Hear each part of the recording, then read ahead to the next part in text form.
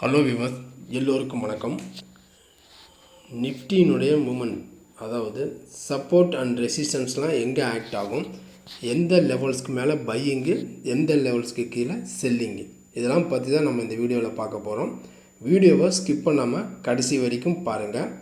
நம்ம வீடியோக்குள்ளே போகிறதுக்கு முன்னாடி நீங்களும் நம்ம சேனலை சப்ஸ்கிரைப் பண்ணாமல் பார்க்குறீங்க அப்படின்னா மறக்காமல் நம்ம சேனலுக்கு வந்து ஒரு லைக் பண்ணிவிடுங்க, சப்ஸ்கிரைப் பண்ணிவிடுங்க, பெல் ஐக்கானையும் கிளிக் பண்ணிவிடுங்க. இப்போ நம்ம பார்த்துட்டு இருக்கிற சார்ட்டு நிஃப்டியினுடைய 1 ஹவர் சார்ட்டு.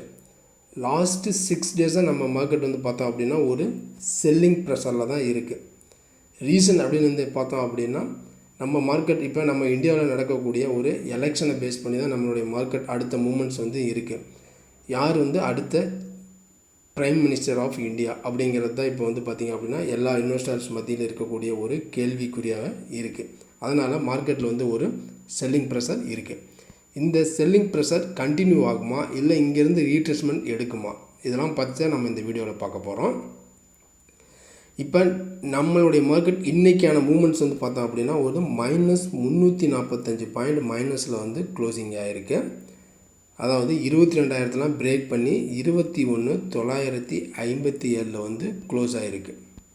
நம்ம ப்ரீவியஸ் வீடியோவில் சொன்னது என்ன அப்படின்னா 22,180 இந்த ரேஞ்சுக்கு மேலே இருந்தால் பையிங்கு, இந்த ரேஞ்சை உடைச்சிருச்சு அப்படின்னா செல்லிங்கு நம்ம வந்து சொல்லியிருந்தோம்.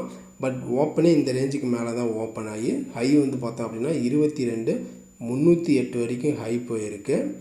திரும்ப இந்த லெவல்ஸ்லாம் உடச்சி நம்ம சப்போர்ட் எல்லாத்தையுமே பிரேக் அவுட் பண்ணி 21,932 வரைக்கும் லோ வந்திருக்கு.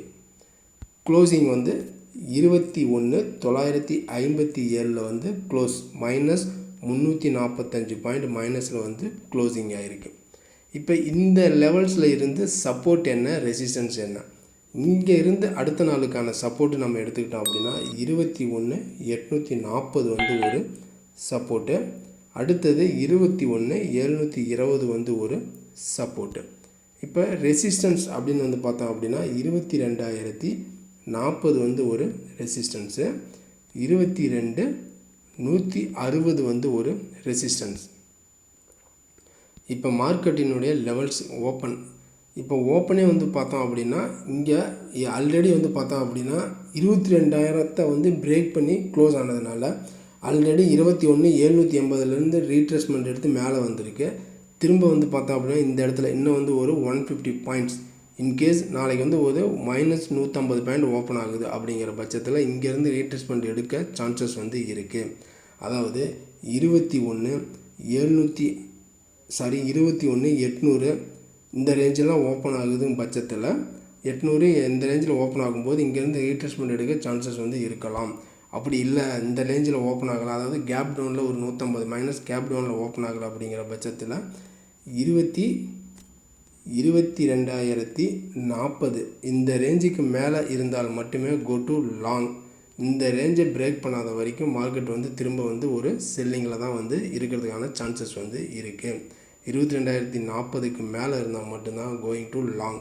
இந்த லெவல்ஸை பிரேக் பண்ணி மேலே போகாத வரைக்கும் கோ டு ஷார்ட் தான்.